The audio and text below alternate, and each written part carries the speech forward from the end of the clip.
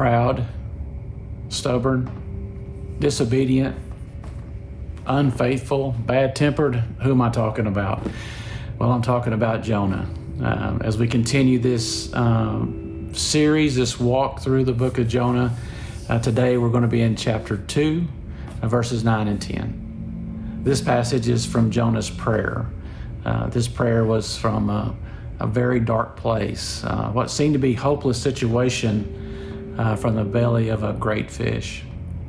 Verse 9 says, "But I will offer sacrifice to you with songs of praise, and I will fulfill all my vows. For my salvation comes from the Lord alone." Then the Lord ordered the fish to spit Jonah out onto the beach. As we have learned up to this point, Jonah had been given a word from God, a purpose for Jonah to walk out. But his fear and his pride caused him to run from that calling. In fact, was running completely the opposite direction from where God was calling him to go. What has you running from God today? Fear, pride, doubt?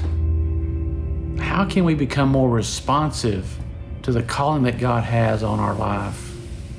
Well, just as Jonah did, we must first repent from our disobedience, then pray. You may be in a situation like Jonah. You may be in a dark place. You may feel like you're in a hopeless situation. God can redeem you from that. Even in the dark place, you can receive freedom when you repent and turn your face to Him.